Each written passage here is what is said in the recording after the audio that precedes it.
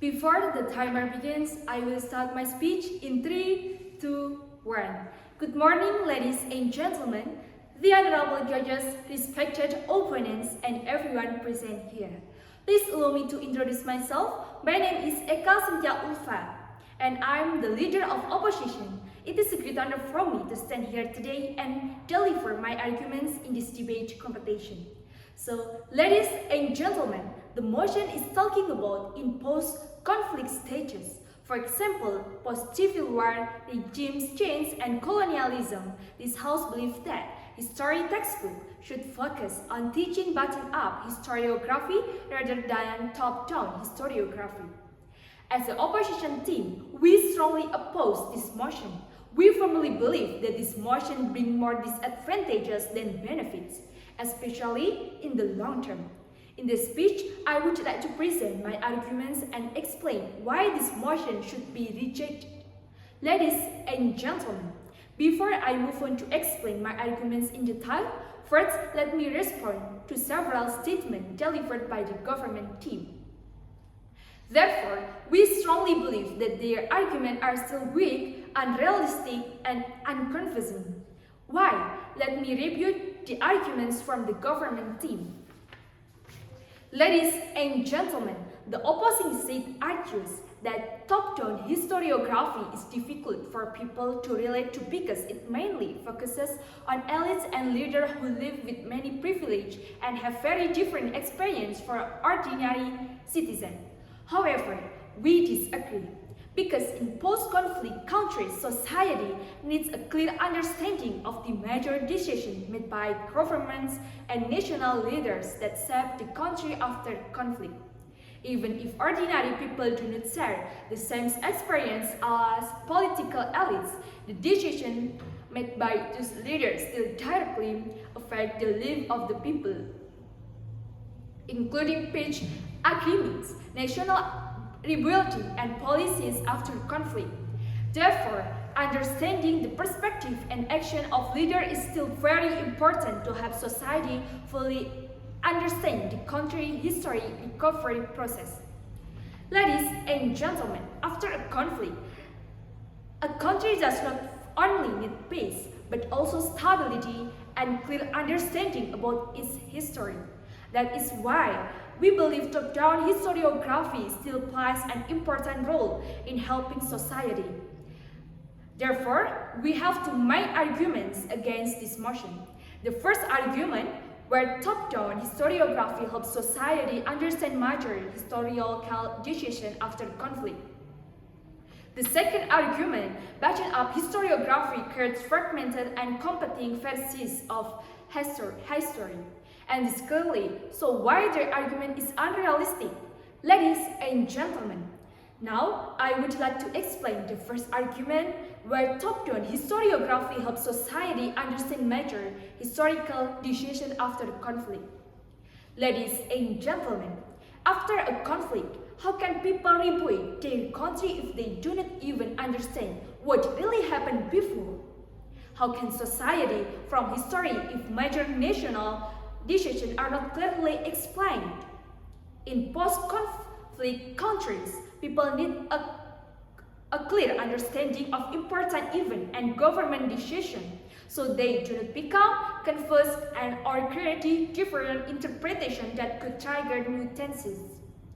The reason is simple, because decisions made by leaders and government greatly affect the country's future after conflict. By understanding those decisions, society can better learn from the past and rebuild the nation together. For example, after the end of apartheid in South Africa, people learned about important decisions made by national leaders to unite the country and prevent further conflict. By understanding this major decision, society was able to better understand the rebuilding process after the conflict. As a result, top-down historiography can help create clearer historical understanding, reduce many misunderstandings, and strengthen national unity in post-conflict countries. Now, I would like to our second argument. Second argument, Button-up historiography creates fragmented and competing versions of history. When history textbooks mainly on personal experience and local narrative from communities, especially from specific groups, the resulting historical account becomes highly subjective. Why?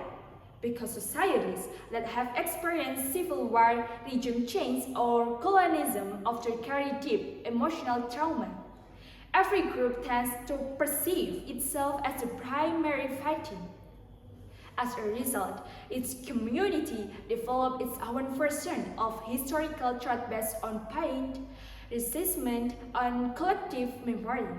The problem is that these narratives are often contradictory. Ladies and gentlemen, one group might portray itself as oppressed, while another group will feel unfairly blamed or demonized. If the state allows history textbook to focus mainly on this bottom-up perspective, students will grow up learning different and competing versions of national history rather than a shared national narrative. And this is extremely dangerous in post-conflict societies.